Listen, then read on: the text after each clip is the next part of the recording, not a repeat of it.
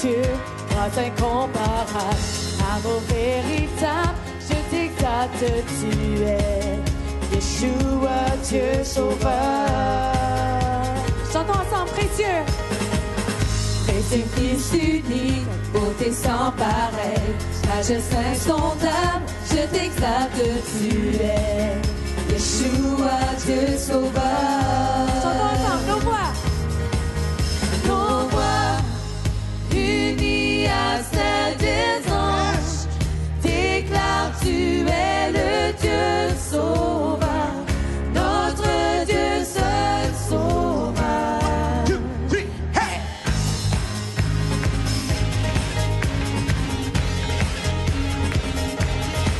Est-ce qu'on est dans la joie ce matin?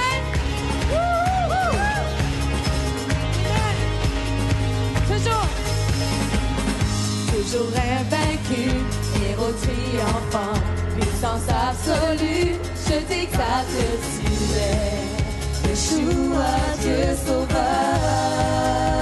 Nos voix ensemble, nos voix unies à celles des anges déclarent, tu es le Dieu sauveur, notre Dieu seul sauveur.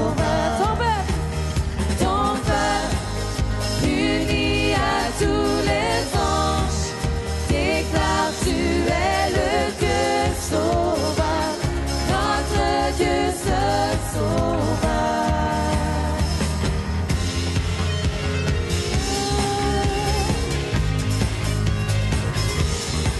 Je suis à toi, Seigneur, je suis à toi, je suis à toi. Mon cœur ne bat que si tu vis en moi. Je suis à toi. Ensemble, je suis à toi. Je suis à toi. Mon cœur ne bat que si tu vis en moi. Je suis à toi. Je suis à toi. Mon cœur ne bat que si tu vis en moi. Je suis à toi. Dernière fois, je suis à toi. Mon cœur ne bat que si tu vis en moi. Je suis à toi. Nos voix unies à celles des anges déclarent, tu es le Dieu sauveur, notre Dieu seul sauveur.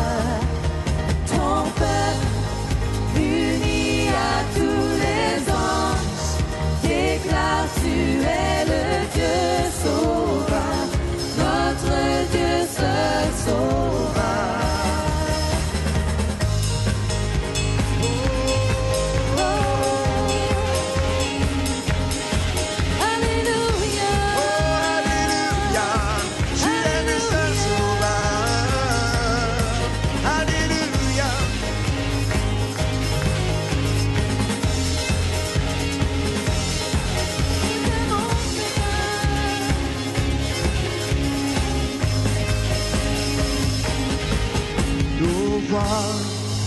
Unis à celles des anges, déclare, tu es le Dieu sauveur, notre Dieu seul sauveur. Ton peuple uni à tous les anges déclare, tu es le Dieu sauveur, notre Dieu seul sauveur.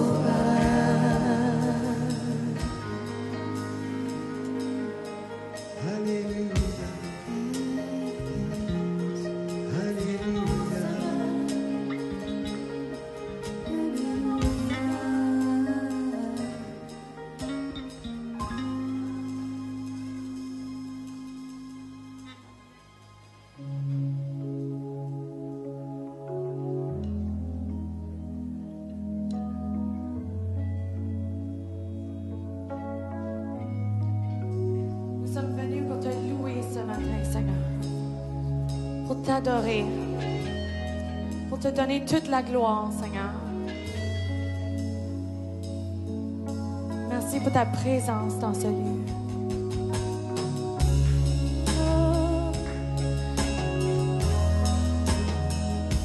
Merci, Jésus.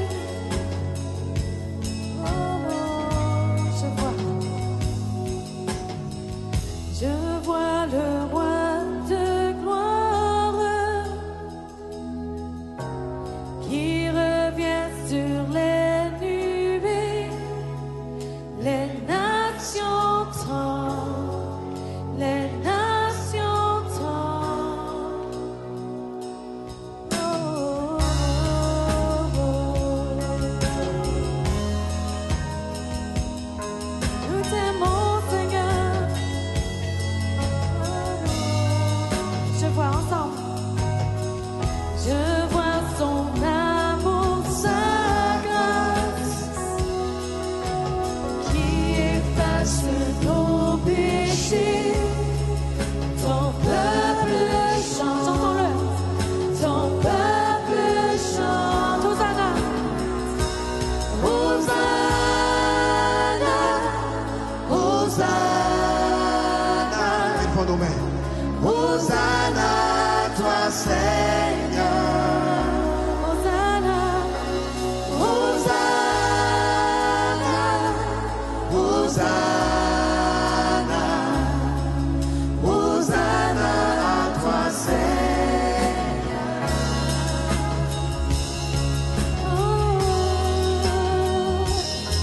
Hosanna.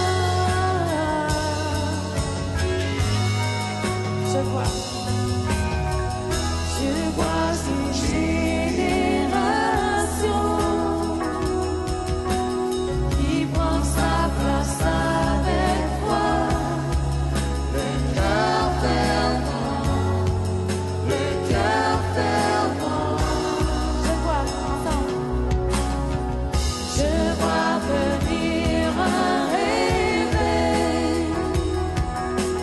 qui s'attise quand nous prions. Nous te cherchons, nous te cherchons. Lève la main ensemble. Hosanna, Hosanna, Hosanna, toi Seigneur. Hosanna, Hosanna, Hosanna, toi Seigneur. En mon cœur, il rentre plus. Notre contexte à ta vérité. Montre-moi comment aimer comme tu es.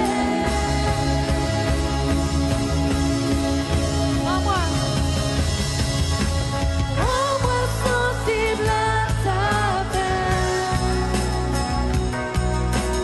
Toute mon vie pouvoir venir ton règne. Dès maintenant et pour toute l'éternité. Hosanna, Hosanna, Hosanna,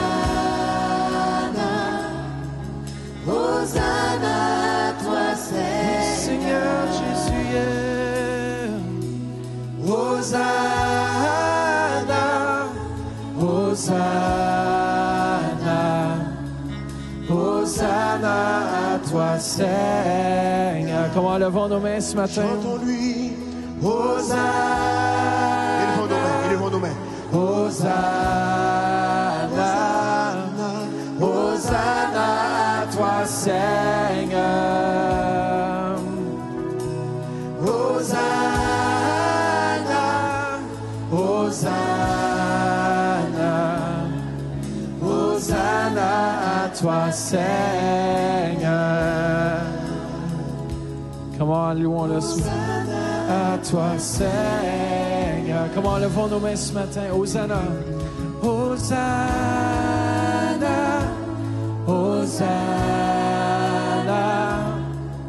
Hosanna à toi, Seigneur. Merci, Seigneur, pour ce que tu fais en 2018. Hosanna. Yes, Jesus. Yeah. Hosanna. Hosanna à toi, Seigneur. Hosanna. Hosanna. Hosanna. Hosanna à toi, Seigneur. Hosanna. Hosanna. Hosanna à toi, Seigneur. Yes, Jesus. Merci, Seigneur Jésus, pour ce que tu fais, Seigneur. Comment on fait juste te remercier pour ce qu'il a fait en 2017. Père, merci pour ce que tu as fait, Seigneur Jésus, l'année passée, Seigneur. Merci pour tes bienfaits, Seigneur. Père, comment on fait juste commencer à le remercier, peuple de Dieu. Remercie-le pour ce qu'il a fait. Et remercie-le parce qu'il ne change pas et qu'il va faire encore de plus grandes choses en 2018. Comment on fait juste élever vos voix quelques instants et remerciez-le, peu importe où vous êtes, à la radio, par Internet, au campus ce matin. Remercie-le que 2018 est une année de changement, est une année d'accélération, est une année de grâce et de faveur. Comment? Combien d'entre vous le croyez ce matin? 2018, c'est une année où est-ce que je rentre dans les promesses de Dieu. Une année où est-ce que sa vision pour ma vie personnelle, pour ma vie professionnelle, pour ma vie spirituelle, comment on va aller plus loin ce matin. On va aller plus loin en 2018. Faites juste commencer à lever vos mains et dites merci Seigneur. Merci Seigneur. Merci pour cette année où on laisse la place à ton Saint-Esprit. Come on. Yes. Le 31 décembre, je m'ai levé le matin et j'ai dit, Seigneur, parle-moi ce matin, qu'est-ce que tu veux faire? Qu'est-ce que tu veux que je partage? Et puis, il m'a fait tomber sur le psaume 127. J'ai ouvert ma Bible et puis j'étais rendu à psaume 127 au verset 1. Et c'était le même verset que j'ai débuté l'année 2017. Et puis le Seigneur m'a dit, si l'Éternel ne bâtit la maison, ceux qui la bâtissent travaillent en vain. Come on.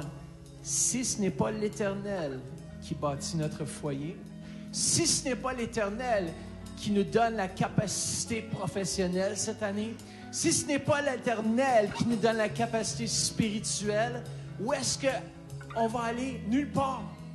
Mais l'Éternel a dit qu'il est celui qui bâtit nos vies.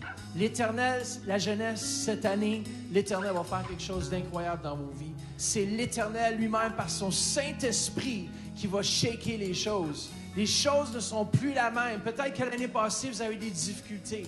Mais sachez que 2018 est une année de grâce, est une année que l'Éternel avait préparée depuis la fondation des temps. Il avait préparé ce moment Kairos afin qu'on rentre dans la fenêtre que Dieu ouvre pour nous cette année. Comment? Faites juste remercier le Seigneur. Donnez une bonne main d'applaudissement au Seigneur pour ce qu'il va faire. On s'attend, Père, à ta faveur. On s'attend sur toi.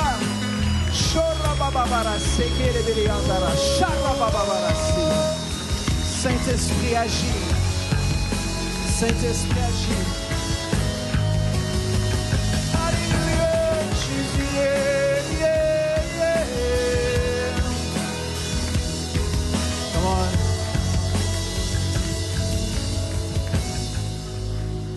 Fais juste dire à quelqu'un, 2018, le Saint-Esprit agit dans ma vie. Yes.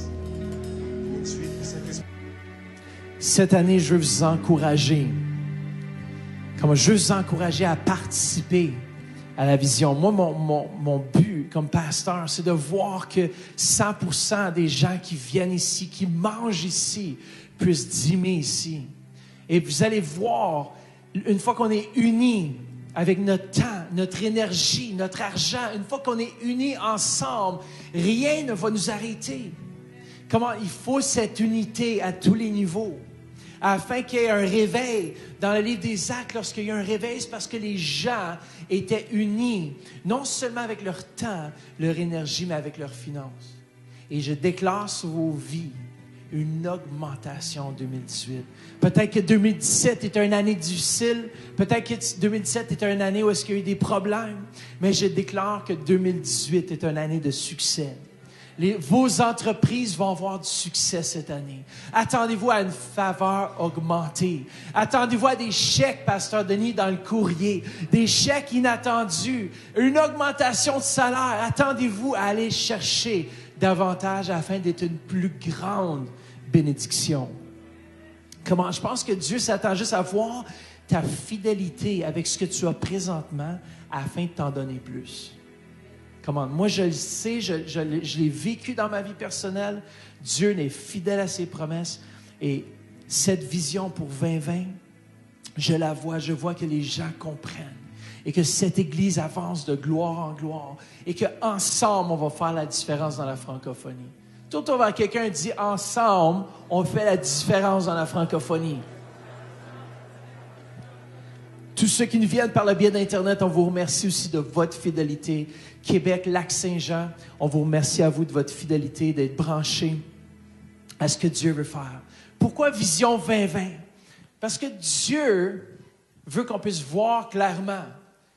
Avec ce froid, quand je suis sorti dehors, j'avais de la misère à voir clairement. C'est vrai, quand tu as les pupilles qui gèlent presque ensemble, je me dis, wow, ce serait beau aller faire un voyage au Burundi. Ce matin, quand j'ai parti mon véhicule, j'ai regardé le compteur, moins 27. Tout l'équipement sur mon véhicule était gelé. Tout était congelé, même le compteur avait de la misère à... J'ai mis en drive, ça a changé là, de parc, neutre, drive, comme 2 secondes après que j'ai changé. Et j'ai mis les gaz, il n'y a rien, ça ne bougeait pas. J'en revenais pas, j'étais sur le D pourtant. J'ai pris mes cours de conduite. Quand on met sur le D, habituellement, ça avance. Je pesais les gaz, ça faisait... J'ai dit, chérie, ma femme était pas là. Kili dit, lève le capot, on va aller voir en dessous qu'est-ce qui se passe. J'ai dit, Kili, t'as pas besoin de t'inquiéter, c'est gelé comme il faut. Alors, on a dû chauffer un peu. Et puis, heureusement qu'on s'est rendu ce matin. Mais vous savez, on a besoin de voir clairement. Et même s'il fait froid au Canada, même s'il fait froid ce matin par le biais de la radio, peut-être vous venez juste de rentrer dans votre véhicule et dire « Wow, merci Seigneur pour la chaleur. Merci Seigneur pour le chauffage qui fonctionne dans ma maison. Merci Seigneur. » Hein? Ah oui, c'est vrai, on a eu un réveillon incroyable. Écoutez, le 31 au soir, on a arrêté de compter à 430 personnes. C'était plein à craquer. Qui était là? Regardez ça, il n'y avait même pas la moitié de l'assemblée, puis on était 430. On voit que les gens viennent quand il y a de la nourriture. Quand c'est le temps de louer Dieu, je déclare cette année qu'on va venir pour des mets succulents, célestes, spirituels. Je regardais mes frères et sœurs, puis je dis, wow, les assiettes qui se servaient étaient à minuit. Hein? Nous, on a regardé un bout de temps juste pour observer l'abondance que l'Éternel a donnée. Et tu as dû voir les assiettes. Je dis, wow, vous allez tous manger ça ce soir. J'étais impressionné de certains. Les résolutions pour la nouvelle année débutaient le 31. Le 1er. On était déjà le 1er. Cette année, on va manger des mets gras et succulents. Cette année, on va rentrer dans notre victoire. Cette année, Dieu en a plus. Dieu en a plus qu'on va arrêter de compter. Dieu a des bénédictions où est-ce qu'il va dire, regarde, ouvre tes yeux, regarde ce que je fais en 2018. C'est plus grand que ce que tu aurais pu t'imaginer. C'est encore plus grand par Internet ce que Dieu a préparé pour la jeunesse. C'est grand ce que Dieu a préparé. Attendez-vous à une explosion cette année 2018. Attendez-vous qu'il n'y ait plus de place dans la salle jeunesse. Pourquoi? Parce que le feu va éclater. La présence de Dieu va venir d'une façon tangible. Come on. Vous savez pourquoi j'attends? Je vais vous présenter la vision de l'Église le 28 janvier 2018. Pourquoi j'attends? Parce que je crois vraiment, sincèrement, que du 16 au 19, on va prier pour des choses particulières pour notre vie personnelle, pour notre vie professionnelle et aussi pour notre vie spirituelle. Je crois que Dieu va mettre un fardeau, Dieu va mettre sa volonté, Dieu va nous donner la vision concrète. J'ai déjà la vision pour 2018 pour l'Église, mais j'ai besoin, comme vous, j'ai besoin que Dieu la raffine. J'ai besoin que Dieu me parle clairement. Et c'est pour ça que je vais être ici du 16 au 19 janvier. On va prier comme Église, on va intercéder comme Église, on va se mettre à genoux et dire, cette année, Père, fais ce que tu veux. Et moi, je vous attends en grand nombre du 16 au 19. Mes frères, j'ai besoin de vous, j'ai besoin de votre participation. J'ai besoin que vous venez implorer l'Éternel avec moi. J'ai besoin qu'on puisse construire la muraille. J'ai besoin qu'on puisse libérer les captifs. Comment on va le faire ensemble? Je veux pas que ce soit juste moi, Pasteur Denis, qu'on soit là à prier. Non, on a besoin, puis Rachel, puis Madeleine, on a besoin du corps. Vous faites la différence. Peut-être votre intervention ou ce que Dieu va vous montrer va être pour tout le monde. On ne sait jamais qu'est-ce qui peut se passer dans les soirées de prière. Dieu s'apprête à agir d'une façon exceptionnelle. Et le 28, je vais dévoiler la vision 2018 pour notre assemblée. Mais vous savez, on doit avoir une vision pour notre vie professionnelle, personnelle et spirituelle. Et je crois qu'au mois de janvier, nous allons découvrir ce que Dieu s'attend de chacun d'entre nous. Come on. Dis à quelqu'un, Dieu va mettre un fardeau sur ton cœur. Et vous allez comprendre ce que je veux dire ce matin par un fardeau. Ce matin, je parle de vision 2020. Comment c'est important de voir clairement. 2020, ça veut dire que je vois bien. Moi, j'ai été guéri dans mes yeux. J'avais une vision 15-20 et 17-20 ou 16-20. Et maintenant, c'est 19-20, 20-20. Il me reste un petit pourcentage encore avant d'être à 100%, mais je le déclare 2018. Je vais voir encore plus clairement que 2017. Ma vision n'affaiblit pas, elle grandit. Mais vous savez, la vision est née dans l'âme d'un homme ou d'une femme qui est consumé, écoutez bien, par la tension, une tension de ce qui est et ce qui pourrait être.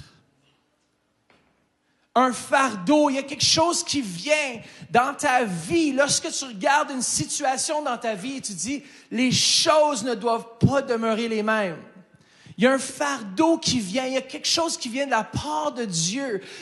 C'est pesant. Tu regardes la situation actuelle, tu dis, plus jamais ma vie de couple ne doit pas être comme elle était en 2017. 2018, ça va être le ciel sur terre.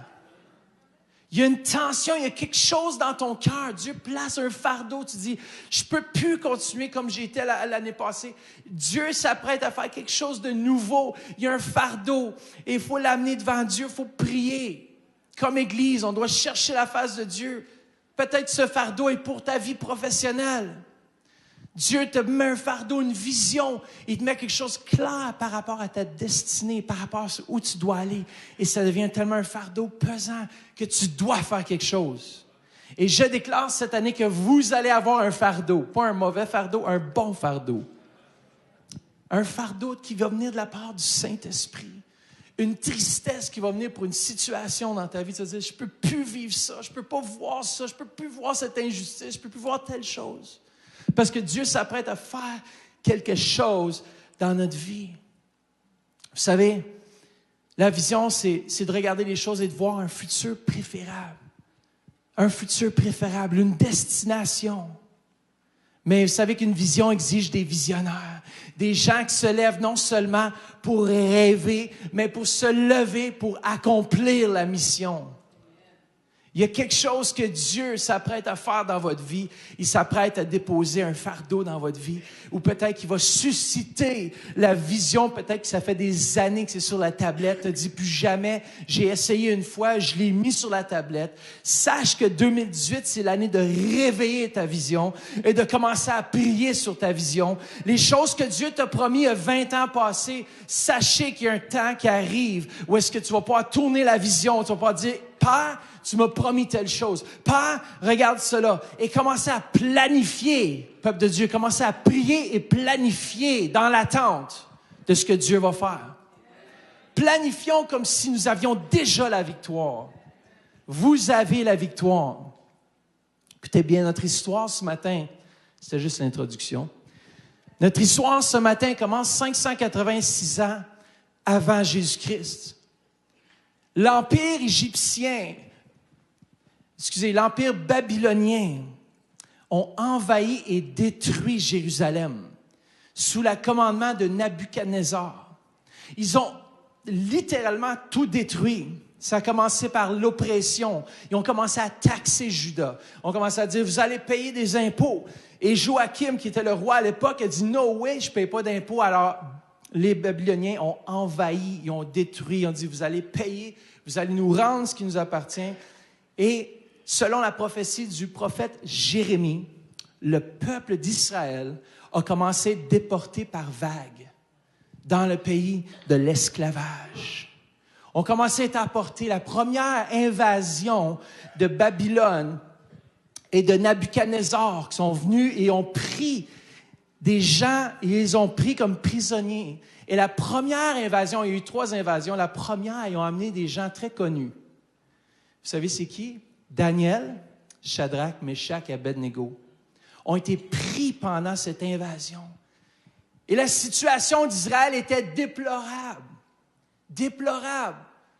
Tout était détruit. Les Babyloniens ont tout détruit. La 3e fois qu'ils ont envahi, c'était la fin. Ils ont dit, c'est fini. Nabuchodonosor s'est présenté lui-même à Juda. Ils ont assiégé la ville. Et ça nous dit, une fois qu'ils ont vaincu la ville, ils ont brûlé toutes les belles maisons. Tout ce qui était beau. Le feu, fini. Vous n'allez plus jamais revivre. C'est mort. Ils ont laissé littéralement les fermiers et ceux qui travaillaient la terre en Israël. Toutes les autres ont été déportés par vagues. Pouf, c'était fini. Israël était dans une situation terrible. Et il se retrouvait 70 ans après. Selon Jérémie 25, 12, il y avait une promesse. Dis à quelqu'un, il y a une promesse. Comment? Il y a eu une promesse qui a été faite. 70 ans après toute cette déportation, après toute cette souffrance, sous la direction perse maintenant. Les Perses avaient vaincu Babylone et le roi Cyrus était maintenant responsable. Il est d'ailleurs le fondateur de l'Empire perse. Après l'Empire perse, il y a eu les Mèdes. Les Mèdes sous Alexandre le Grand, c'est le seul qui a vaincu les Perses. Mais ici, c'est Cyrus qui était le fondateur. Et on se retrouve à cette époque du roi Cyrus. Et Cyrus permet à un homme biblique qu'on connaît de Zorobabel, il lui permet, après 70 ans, d'aller reconstruire le temple à Jérusalem. C'est la première fois, 70 ans, la promesse de Jérémie s'accomplit. Ils sortent de l'esclavage. Mais les choses ne se passent pas encore bien. Ils ont reconstruit la 2e fois le temple, parce que le temple de Salomon était littéralement détruit, il restait presque plus rien. Tout a été brûlé, saccagé. Tous les ustensiles ont même été coupés du temple en or. Pour moi, ils ont fondu ça, puis ils sont régalés parce qu'il y en avait de l'or. Mais vous savez, ils étaient dans une situation terrible. Ils ont renvoyé Zorobabel. Vous en souvenez, Zorobabel, qui est retourné, descendant d'une famille royale ou d'une famille importante. Et Zorobabel retourne et reconstruit le temple. Et on se retrouve dans cette situation où est-ce que même à ce moment-là, ils se sont tournés vers des idoles. Vous savez, tu sors de l'esclavage pour aller sous un autre esclavage. Souvent, c'est la situation dans laquelle on se retrouve. On essaie de sortir de nos problèmes, puis on retourne dans nos problèmes parce qu'on a la mentalité d'esclavage. Et on se retrouve dans une situation politique, sociale et spirituelle déplorable à Jérusalem. Et voilà où notre histoire commence. Mais sachez qu'en Perse, il y avait un homme qui servait le roi Artaxerxès. Maintenant, c'était plus loin. On était rendu 4e ou 5e roi après le fondateur de Perse, et c'était Artaxerxès. J'ai de la misère à dire ça, là. On va tourner ensemble, puis on va le lire ensemble dans Néhémie au chapitre 1. On va lire du verset 1 à 4. Je vais essayer de le dire comme il faut pour ceux à la radio, au moins, pour qu'ils puissent l'entendre. Durant le mois de Kisleu, la 20e année du règne d'Artaxerxès, alors, je me trouvais à Suse, la capitale perse. Et Hanani, l'un de mes frères, est arrivé avec quelques hommes de Juda. Je les ai interrogés, ici c'est Néhémie, je les ai interrogés au sujet des Juifs rescapés de la déportation et au sujet de Jérusalem. Ils m'ont répondu, les rescapés de la déportation se retrouvent là, dans la province, au comble du malheur et du déshonneur. La muraille de Jérusalem est pleine de brèches et ses portes ont été réduites en cendres. À cette nouvelle, je me suis assis. Néhémie s'est assis.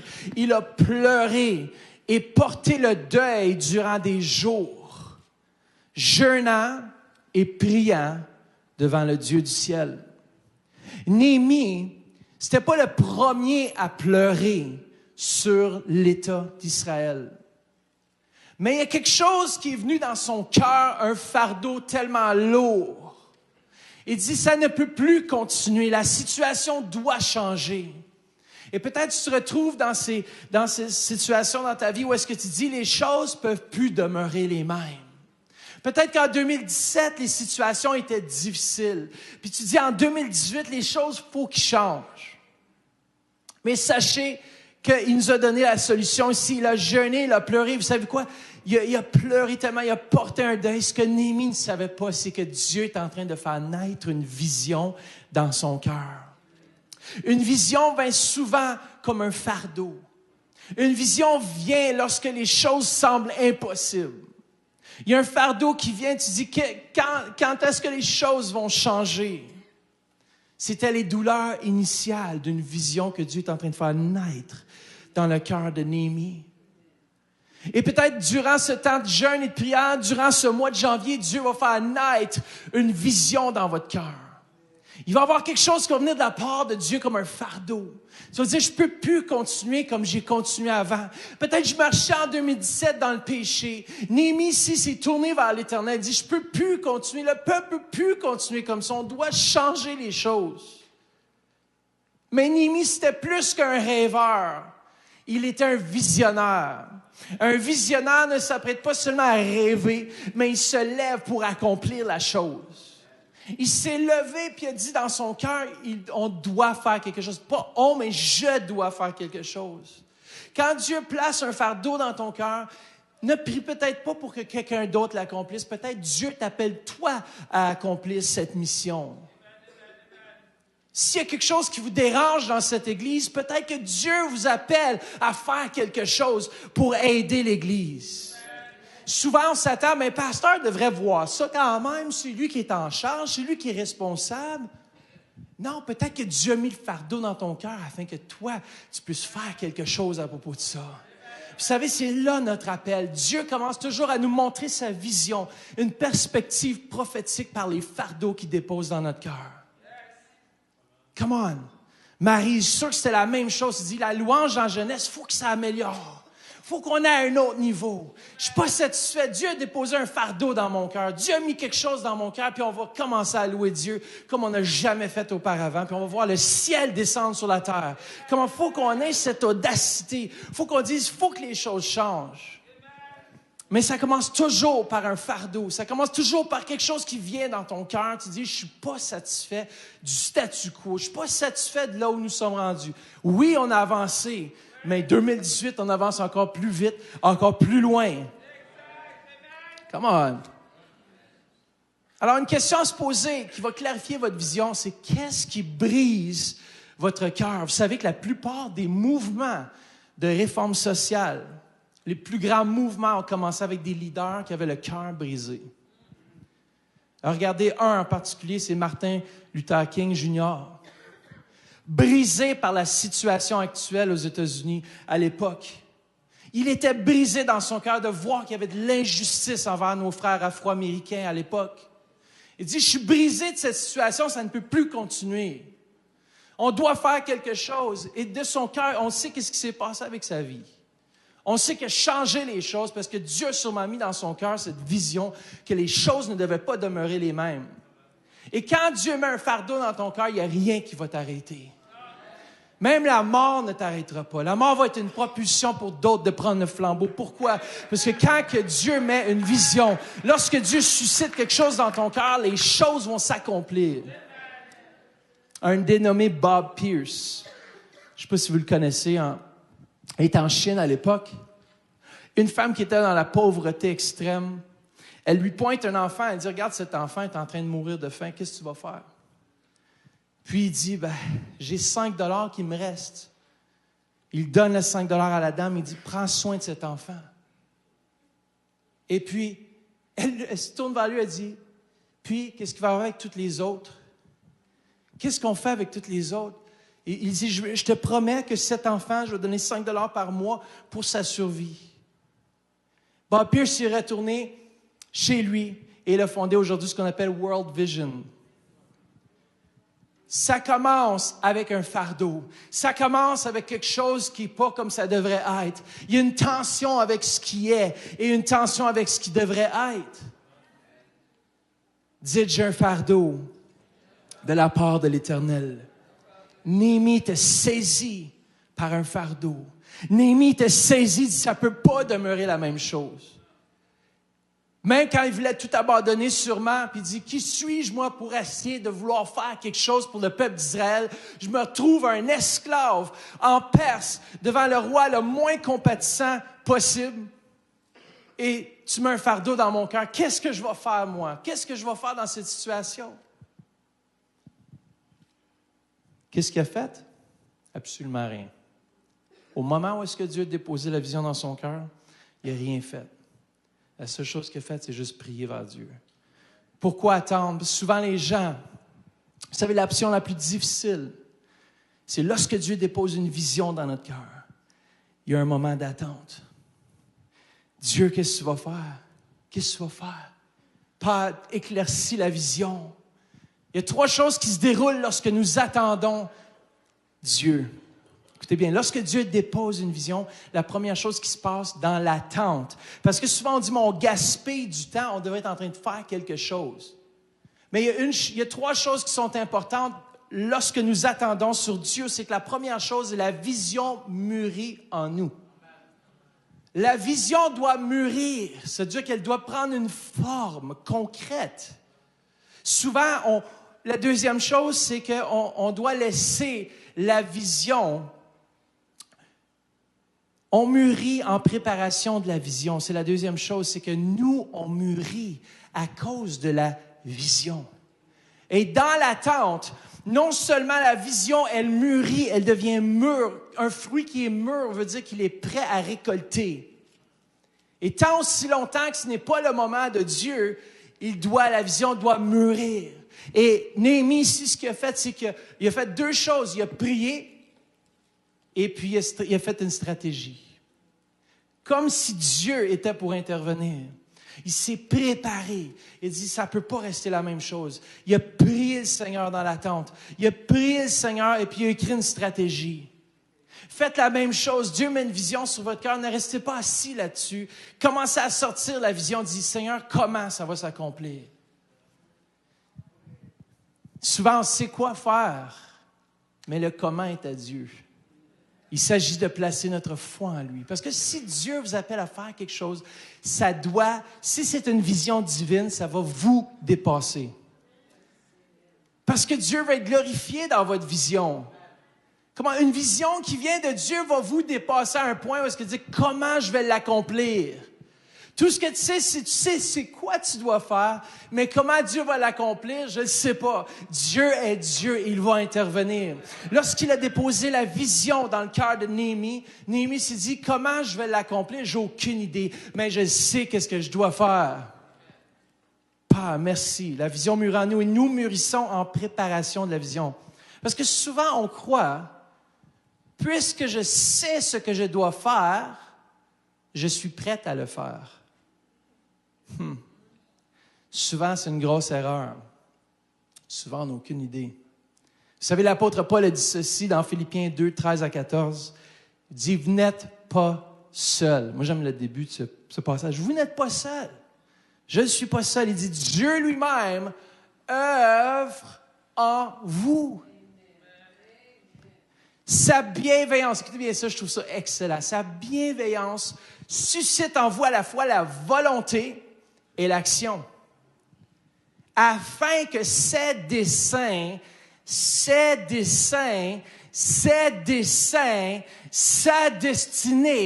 sa vision, sa perspective, ce que Dieu voit pour vous, afin que ces desseins pleins quoi d'amour se réalisent. Faites tout sans murmure ni plainte. Pourquoi est-ce que l'apôtre Paul rajoute « faites tout sans murmure ni plainte » ? Parce que dans le timing de Dieu, c'est là qu'on se plaint souvent. Lorsque la chose n'arrive pas tout de suite comme on l'a vu, on se plaint. Pourquoi ça marche pas? Pourquoi ça marche pas tout de suite? Dis, il y a un processus. Il a un processus. Comment? Moi, je pensais à 18 ans. J'ai pas rêvé. Il y a une femme qui a rêvé que Dieu versait de l'huile sur mes pieds. Oh, à 18 ans, là, je voulais changer la planète. À 18 ans, j'étais prêt à mes yeux. Je dis, Dad, qu'est-ce qu'on fait là? On va-tu faire une grande campagne d'évangélisation ensemble? Je pensais que j'étais prêt. Pourtant, l'huile était versée sur mes pieds. Jésus est avec moi. Quoi bon d'attendre? Allons-y tout de suite. Vainquons le monde. Parce que c'est plus grand celui qui vit en nous que celui qui vit dans le monde. Comment? On va aller tout de suite. Bonne idée, mauvais timing. Combien de fois on a des bonnes idées, des idées divines, mais le timing n'est pas notre timing et on se plaint, on chigne, on dit « je suis pas au bon endroit, je suis pas au bon travail, qu'est-ce que je fais là? Je suis pas à la bon endroit. » Écoutez, Moïse avait la bonne idée, mais tabarnouche qui a eu le mauvais timing. Moïse entend la vision, voit la vision de Dieu. Il dit, ça y est, je suis le libérateur du peuple d'Israël. Attendez-vous, j'arrive. J'ai été formé pendant 40 ans par les Égyptiens. Je connais leur langage, je sais comment leur parler. Tu vas voir à ça, qu'est-ce qui va arriver. Il a eu la vision, puis flac, il tue un Égyptien. Il dit, c'est comme ça qu'on doit commencer la vision. Rebellons-nous. Et il a vite vu que c'est sauvé. Qu'est-ce que j'ai fait? J'ai tué un serviteur d'Égyptien. Je suis fait. Il se sauve. Et combien d'années qu'il est resté dans le désert? Exode au chapitre 3, verset 1 nous dit que Moïse devenu un berger. Attends une minute. Il y a un décalage. Moïse, t'es un berger. Prince d'Égypte, à berger. Prince d'Égypte, à la table des rois, mangeant des mets gras et succulents. Dans le désert, à ramasser le caca de mouton. Comment il y a un petit décalage en quelque part, là. Là, Dieu, j'ai pas saisi quelque chose. Il y a quelque chose qui tourne pas rond.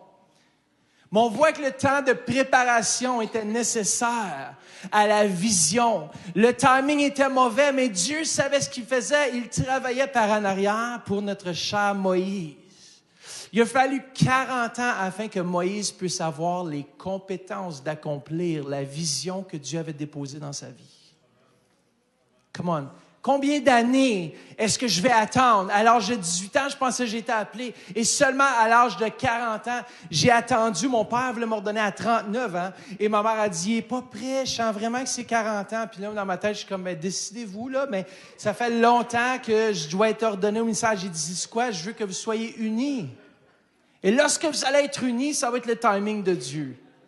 Et finalement, à 40 ans, proche de mes 40 ans, je suis devenu pasteur janvier 2017 et par la grâce de Dieu, nous voilà en janvier 2018, une année d'anniversaire après ce que Dieu nous a fait. Et sachez que Dieu est en contrôle. Je n'ai rien à faire avec ça. C'est la main de Dieu. C'est la main de Dieu qui avait placé la vision dans le cœur d'un homme.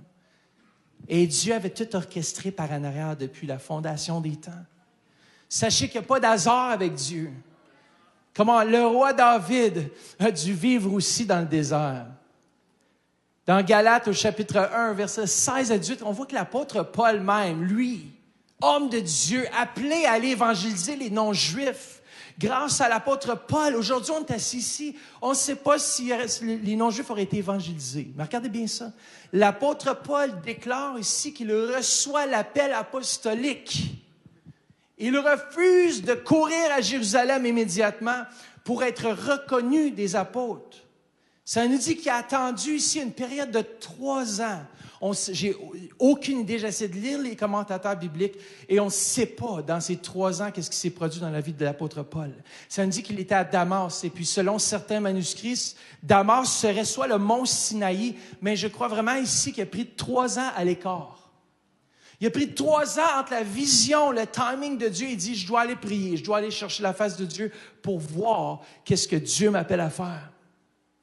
C'est beau de savoir qu'il est appelé vers les païens, mais comment la chose devait se dérouler? Il devait chercher la face de Dieu. Il faut être prêt à passer par le désert lorsqu'on reçoit la vision de Dieu à la fin. Vous savez quoi? Le seul moment qu'on réalise l'importance du désert, vous savez, c'est quoi? C'est pas pendant que nous sommes dans le désert, c'est lorsqu'on sort du désert puis qu'on regarde en arrière. Là, je comprends les plans de Dieu. Là, je comprends pourquoi j'ai passé à travers cette souffrance. Là, je comprends pourquoi j'ai passé à travers ça. Parce que Dieu devait me faire passer par ce temps de souffrance afin que je puisse saisir aujourd'hui et avancer encore plus loin dans ce que Dieu avait prévu pour moi. Vous savez, Moïse avait tellement un grand appel que ça a pris 40 ans de désert afin d'être formé pour qu'est-ce qu'il devait faire. 40 ans parce qu'il dit, Dieu a dit, le peuple d'Israël est tellement entêté que ça va te prendre 40 ans dans le désert afin que l'Égypte, tout ce que tu as appris là-bas sorte de toi et que tu puisses apprendre que des fois c'est dans les lieux arides parce qu'il a passé 80 autres années de sa vie à tourner en rond dans le désert. Mais Moïse il était habitué au désert parce qu'il avait passé 40 ans au désert. Alors pour lui, c'était peanuts. S'il n'avait pas passé ses 40 ans au désert, comment est-ce qu'il aurait vécu 80 ans au désert? Des fois, on se demande qu'est-ce qui se passe lorsque nous sommes dans le désert de notre vie. Le roi David qui s'apprête, il est un roi. Et puis, qu'est-ce qui arrive? Il a toute la vision, l'appel. Il a tué Goliath. Il a tué l'ours avec ses mains, le lion. Il se retrouve dans une situation qui n'est même pas encore prête. Il finit dans le désert avec les pires d'Israël. Les pires têtes de cochon. Ceux avec qui il ne voulait pas travailler avant. Il a fait d'eux des guerriers. Il a dit, je ne vais pas permettre au désert de diriger ma vie. Il dit, pendant ce temps de désert, je ne lèverai pas la main contre le oin. Je ne vais pas faire des choses qui sont contre la parole de Dieu. Je vais attendre le timing de Dieu. Parce qu'une fois que le timing de Dieu arrive dans ta vie, rien ne va l'arrêter. Rien, ni les circonstances, ni ce que vous passez au travers va arrêter les plans que Dieu a prévus pour votre vie. 2018, sachez peut-être c'est une autre année de désert pour vous. Mais qu'est-ce qu'on fait dans le désert? On se réjouit dans le Seigneur. On continue à louer Dieu beau temps, mauvais temps. On persévère dans ces temps plus difficiles. Parce que sachez que plus grande la vision, plus grand le désert. Come on! Plus grande la vision, plus grand le temps de préparation. Celui-là, on l'aime moins, mais c'est vrai. Vous savez, Néhémie ne se retrouvait pas dans la bonne situation. Peut-être vous réveillez chaque matin et vous dites, qu'est-ce que je fais à mon travail? Qu'est-ce que je fais de travailler là? Qu'est-ce que je fais dans la situation? Dieu m'a tellement appelé à être un ministre de l'Évangile. Je devrais être un prophète aux nations. Puis là, je travaille au Burger King et puis ça va pas mon affaire. Rien contre le Burger King. Mais qu'est-ce qui se passe dans ma vie? Sachez peut-être, c'est ton... Joseph a révisé sa vision dans le donjon d'Égypte. Come on. Il a révisé sa vision dans un donjon égyptien. Moïse a révisé sa vision avec les moutons. Il ne savait pas que dans ton désert, il y avait le Jéthro qui était là. Et Jéthro est venu au secours. Et c'est dans tes moments de désert que tu rencontres des vrais amis. C'est dans les temps les plus difficiles que tu vois qui est avec toi. Et c'est dans ces temps difficiles que tu vois que, wow, il y a quelque chose, il y a une solution dans le désert, il y a la solution qui se trouve là. On sait qu'il a fait appel à Jéthro parce qu'il a besoin de sagesse pour diriger le peuple d'Israël. Et Jéthro a dit, qu'est-ce que tu fais là? Pourtant, je t'ai montré que les moutons, comment diriger. David, le roi des ados, qui s'est caché pendant des années dans des grottes. Néhémie, qui était seulement l'échanson du roi. Néhémie, il n'était rien aux yeux. Écoutez, moi, tout ce que je vois dans la parole de Dieu, c'est que ça a pris 4 mois entre la vision de Néhémie et son accomplissement. 4 mois avant que ça commence. Mais ça a pris Moïse 40 ans. Alors, dites que votre vision peut prendre entre 4 mois et 40 ans à s'accomplir. Prenez courage. Dieu est avec vous. Il ne vous abandonne pas. Il ne vous laisse pas. Rappelez-vous que plus grand votre vision, plus grand le temps de formation. Yes, mais sachez que dans les coulisses du temps, dans les coulisses, Dieu prépare le chemin. Dieu est en train de travailler par en arrière. Ce qu'on ne voit pas, c'est que Dieu est en train de tout orchestrer. Depuis la fondation des temps, il savait que le centre réveil était pour exister. Lorsque j'ai donné ma vie à Jésus à 18 ans, Dieu me voyait déjà pasteur ici, mais moi, je ne le voyais pas encore. Mais Dieu avait préparé depuis la fondation des temps afin que les choses s'accomplissent dans l'ordre que lui avait préparé et qu'il avait établi. Et dans votre vie aussi, les choses, peut-être vous servez fidèlement à l'Église, et ça fait peut-être 30 ans que vous servez à nos côtés, et vous dites, quand est-ce que le temps va venir que Dieu va accomplir la chose qu'il a promis dans ma vie? Mais restez fixe. Priez. Priez. Jeûnez. Lisez votre vision. Sortez-la. Déclarez votre vision. Vous savez, j'ai une vision qui s'est accomplie une fois. Il y a beaucoup de prophéties qui ont été mises sur ma vie. Et une de ces prophéties-là, qui était venue par le biais de Charlie Sweet, c'est là quand on est fidèle puis qu'on est là où Dieu nous appelle, au moment où on reçoit une parole, parce que c'est dans nos moments difficiles que Dieu nous parle. Il dit, un jour, tu vas chanter devant des grandes foules. J'étais comme, OK, des grandes foules, Canada, c'est difficile, hein? Au moins, tu sois vraiment populaire, c'est plus difficile à tirer des grandes foules, mais le jour arrive. J'étais au Togo, 2014, devant une foule d'environ 15 000. Et j'étais en train de louer le Seigneur. Et Dieu est intervenu à ce moment-là et dit, voilà la prophétie qui commence à s'accomplir dans ta vie. J'étais là, wow! Tout le temps, du temps où est-ce que j'ai reçu ça, j'ai jamais vu de grande foule avant. Et là, tout à coup, en 2014, une vision s'accomplit. Et des fois, c'est comme ça avec Dieu. Tu ne réalises pas que tu es en train d'accomplir la vision et le plan que Dieu avait pour ta vie. Jusqu'à temps qu'il te rappelle les moments difficiles, les moments où il dit, regarde, là, un jour, ces choses vont s'accomplir dans ta vie. De terminer aujourd'hui, on va juste tourner. Néhémie a fait 2 choses, et je l'ai mentionné depuis tout à l'heure, c'est qu'il a prié. Il a prié pour des choses spécifiques, il a prié pour une opportunité. Des fois, on demande à Dieu, Dieu merci que tu vas sauver mon voisin. Mais vous faites partie de la vision de Dieu. Priez plutôt pour une opportunité afin que vous puissiez évangéliser votre voisin. Peut-être que vous attendez à ce que les événements ou les situations forment le caractère de vos enfants. Priez plutôt pour que Dieu puisse ouvrir les portes, une occasion, une opportunité que vous puissiez être utilisé pour former le caractère de vos enfants. Prions pour une opportunité. Si Néhémie priait pour une opportunité, que quelque chose était pour se passer. Regardez dans Néhémie 1:11, il dit « Je t'en prie, Seigneur, veille prêter attention à la prière de ton serviteur et à celle de tes autres serviteurs qui désirent te craindre. De grâce, fais réussir aujourd'hui la démarche que je vais entreprendre et que cet homme m'accueille avec compassion.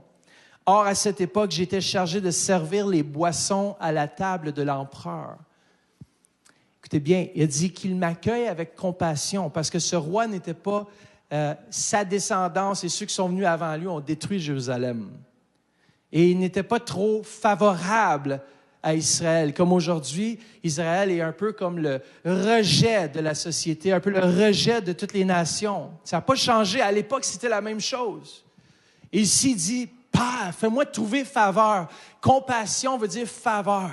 Fais-moi trouver faveur dans mes démarches. Et regardez, on va lire à partir du chapitre 2, on va lire Néhémie chapitre 2, versets 1 à 8. Alors, j'omets de lire la première phrase au mois de blank, Nissan, pas Nissan comme un véhicule. La 20e année du règne d'Artaxerxès, comme il me fallait servir du vin au roi, je l'ai pris et je lui ai donné.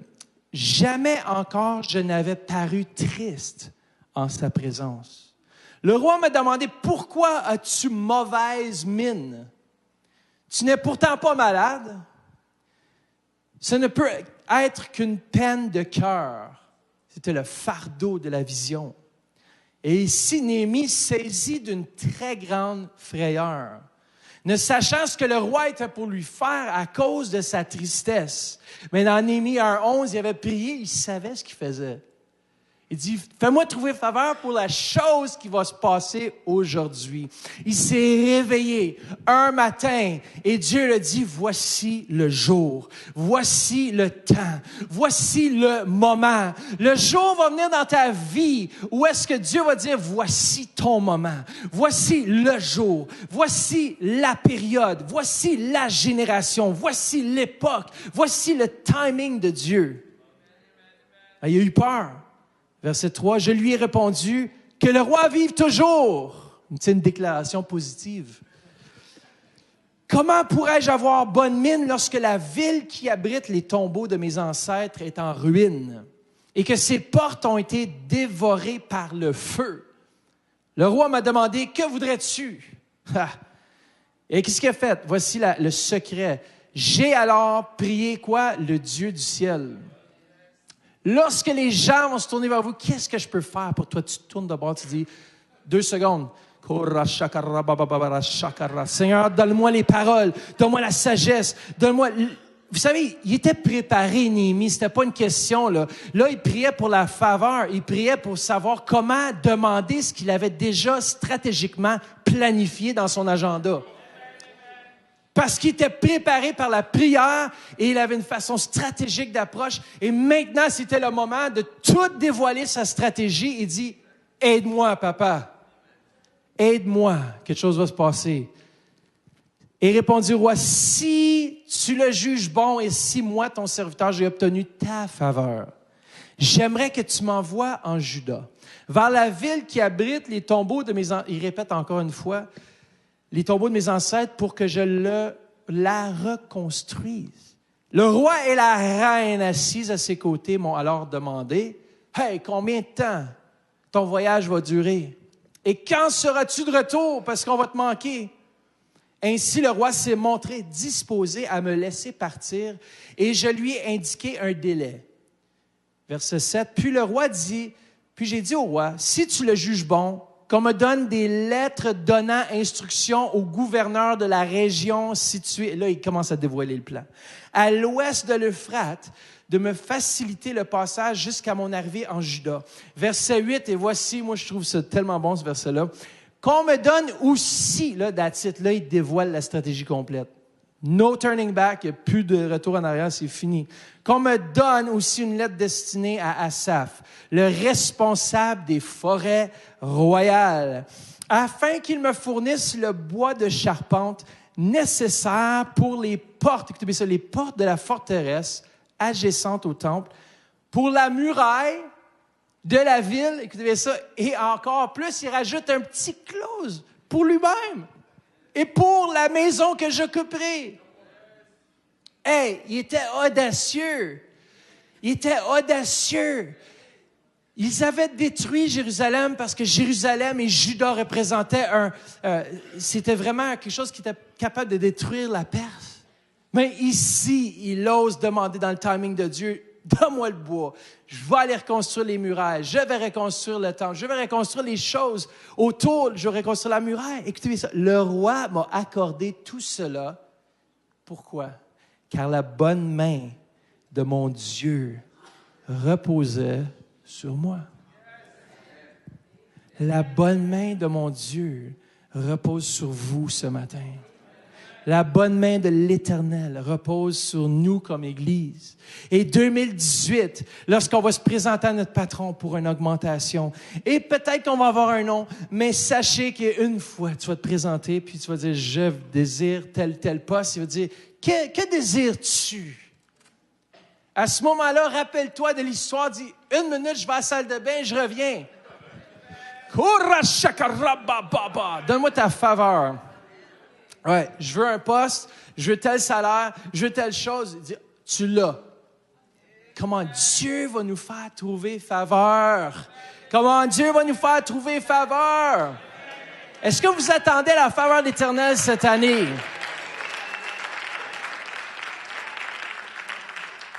Si on peut se lever ensemble ce matin, puis on peut amener la table de communion, on va juste prier ensemble afin que Dieu puisse mettre ce fardeau. S'il y a une chose que vous devez vous rappeler aujourd'hui, c'est que souvent la vision qui vient de Dieu vient parfois comme un fardeau.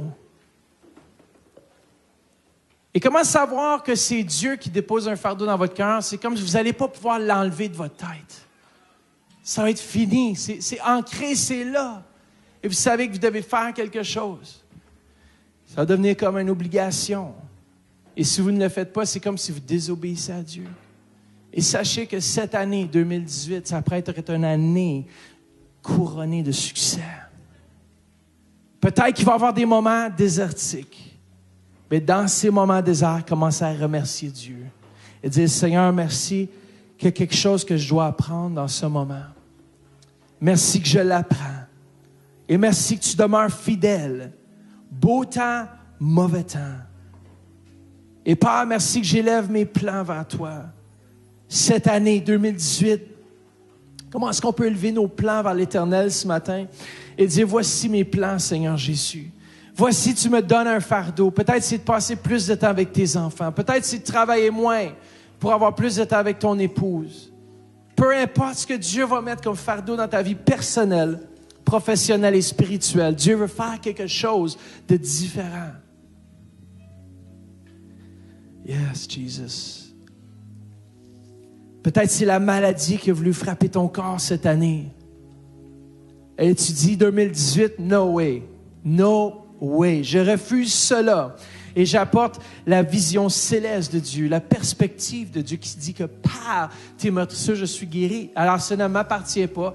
2018, je suis guéri complètement. Mon être est en santé. Ma vie personnelle va bien. Mes finances vont bien. Mon entreprise va bien. Quand je vais m'asseoir avec des gens d'influence, c'est moi qui vais avoir plus d'influence parce que Dieu me donne sa faveur.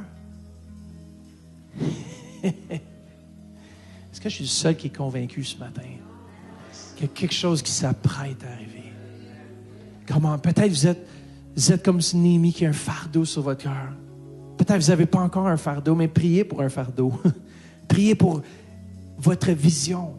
Qu'est-ce que Dieu vous appelle à faire? Équipe pastorale, on peut s'avancer. Vous savez, Jésus, quand il est venu sur la terre, il avait un fardeau. Il dit, pas ma volonté, mais que ta volonté soit faite. Il dit, pas mon désir, pas la façon que moi je pense que les choses doivent arriver. Mais Père, tu as un plan parfait, tu as une destinée parfaite. Et tu avais un plan de rédemption parfait. Lorsqu'il a livré son fils à la croix, ça semblait être la fin. Le diable riait. Mais ce qu'il ne savait pas, c'est qu'il jouait un rôle dans sa défaite. Et vous savez, les gens vont rire de vous, mais sachez qu'ils jouent un rôle dans votre victoire. Ceux qui sont autour de vous, qui disent jamais vous allez arriver à faire telle ou telle chose, sachez qu'ils jouent un rôle parce que la vision que Dieu met sur votre vie se raffine. Comment est-ce qu'on va laisser la vision de Dieu imprégner nos cœurs? 2018, je m'attends à de nouvelles choses. Je m'attends à faire des choses que je n'ai pas faites en 2017, puis dans toute ma vie. Comment? Moi, il n'y a pas de limite avec Dieu. Moi, je ne limite pas Dieu dans ma vie. Fais ce que tu veux. Montre-moi ta gloire en 2018. Fais-nous trouver faveur auprès du gouvernement cette année. Fais-nous trouver faveur auprès de ceux auxquels on n'avait aucune faveur. Que nos ennemis nous louent. Que ceux qui avaient des choses contre nous, qui puissent revenir et dire, man, je ne sais pas qu'est-ce qui est arrivé. Mais Dieu est venu parler à mon cœur. Et une réconciliation. Il y a quelque chose, 2018, qui se passe. Vos ennemis vont venir cogner à votre porte et dire, je peux plus, je dors plus la nuit. Je dois venir te voir, je dois te demander pardon. Come on. Yes, la faveur. Come on, merci Seigneur pour ton corps qui a été livré. Même quand toi, Jésus, tu ne comprenais pas le plan à 100% parce que tu étais confus dans le jardin de Gethsémani, Père. Tu étais sous un fardeau incroyable entre la volonté du Père. Parfois, on peut se retrouver dans cette situation, mais tu l'as déjà passé pour nous, Père.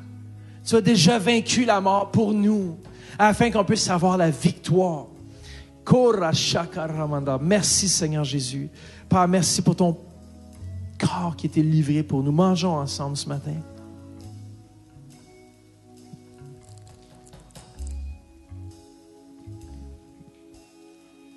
Merci, Seigneur. Qu'est-ce qui va rendre la vision possible? C'est qu'il y a une nouvelle alliance avec nous. Et le chemin est effrayé depuis le début de l'éternité, afin qu'on puisse avoir cette relation avec Dieu Saint-Esprit. Et Dieu Saint-Esprit, cette année, va nous conduire dans les sentiers qu'il a préparés. Faites juste ouvrir vos cœurs quelques instants. Parce que Dieu Saint-Esprit s'apprête à poser en vous, de déposer sa vision. Il y en a ici qui ont perdu la vision. Il y en a qui voient flou. Mais sachez que la vision revient dans votre cœur. Je déclare une vision 2020. Je déclare une perspective céleste, prophétique dans vos vies. Comment on fait juste recevoir quelques instants? Le sang de Jésus a frayé ce chemin. Il nous a donné la victoire. Alléluia. Buvons ensemble.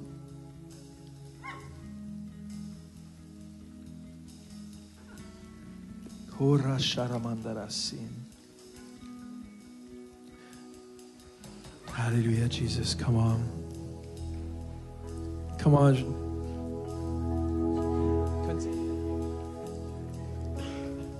Comment faites juste élever vos mains. Dieu Saint-Esprit s'apprête à déposer quelque chose dans vos vies. Levez vos mains, peuple de Dieu, par Internet. Si vous êtes en train de conduire, faites attention. Ceux qui sont dans nos campus, Lac-Saint-Jean, Jonathan, Léane, attendez-vous, 2018, ça va être une année de succès. Une année où vous allez voir la gloire de Dieu. Une année où le feu du Saint-Esprit va envahir Lac-Saint-Jean. Une année où est-ce que la grâce divine de Dieu va se révéler à vos cœurs. Et vous allez avoir une passion comme jamais pour les âmes. Comment? Église de Jésus-Christ, cette année, vous allez avoir une passion, un fardeau qui va tomber sur vous pour les âmes, un fardeau qui va tomber pour vous, pour votre voisin. Vous allez commencer à être des visionnaires. Vous allez commencer à dire, je ne veux pas seulement prier pour leur salut, je vais être le moyen utilisé par Dieu pour les amener au salut. Come on! 2018, attendez-vous à des choses incroyables, des choses que Dieu prépare. Sachez que cette année, c'est l'année que l'Éternel a préparée pour vos vies. Si c'est vous ce matin, présentement, recevez-le. Ça fait peut-être des années que vous tournez en rond. Vous avez l'impression que votre vie ne va nulle part. Sachez que c'était seulement un moment de préparation. Sachez que ce temps termine. Ce temps termine et vous allez commencer à aller à un autre niveau. Un autre niveau en Dieu. Come on.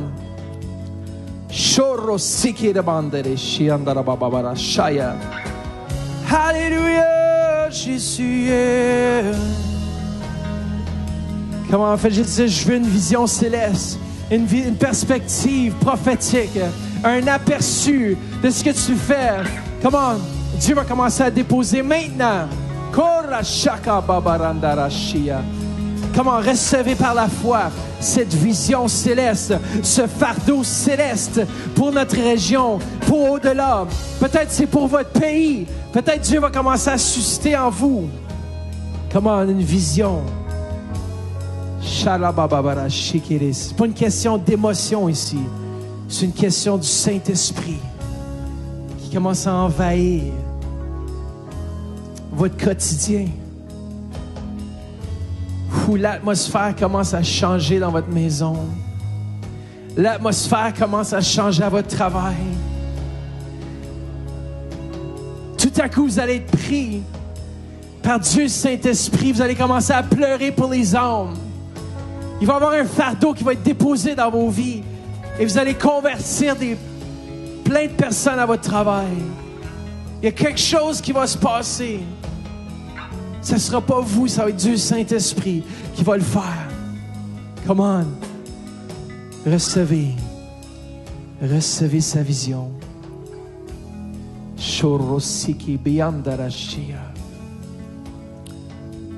Par Internet, recevez. Yes. Oriandarashi. Pleine expansion. Cette année, c'est une pleine expansion du royaume dans cette région. Come on, yes. Alléluia. Jésus est. Alléluia. Ceux qui ont besoin de prière ce matin, faites juste vous avancer. Et je sens vraiment qu'on peut s'avancer ce matin, même qu'on puisse prier pour une vision céleste. Comme Néhémie a eu ce fardeau, Dieu veut déposer en vous ou veut susciter ce qui est déjà là en vous, dans vos vies. Ce matin, avancez-vous. On prie avec vous si vous êtes malade, peu importe. Cette année, dites, c'est fini la maladie, c'est fini telle chose. Je m'avance avec foi ce matin, je reçois. Qu'est-ce que Dieu a pour moi? Comment les jeunes, man, ce matin, je sens vraiment que c'est pour vous aussi. C'est fini. L'Égypte sort de nous, la mentalité d'esclavage, la mentalité du pécheur, du péché. Et cette année, on va reconstruire la muraille. Cette année, on va aller plus loin. Peu importe ce que les gens disent de nous, on va aller plus loin cette année. C'est fini ce jeu. Je viens sérieux avec Dieu ce matin. Cette année, les choses vont changer. Comment, si vous avez besoin de prière, avancez-vous. Yes, 2018, ça va être une année extraordinaire. Fais juste recevoir la bénédiction, Père, on te remercie. Que tu remplisses ce lieu. Père, je bénis ton peuple dans cette nouvelle année. Et je déclare une faveur non méritée. Je déclare ta grâce. Merci, Père. Amen. Ceux qui ont besoin de prière, avancez-vous. S'il y a des nouveaux, on vous attend en haut après. Soyez bénis. Ceux par Internet, recevez. Dans le nom de Jésus. Amen. Yes. Je vois une génération qui prend sa place avec foi, le cœur fervent, le cœur fervent. Je vois venir un réveil qui s'attise quand nous prions. Nous te cherchons, nous te cherchons.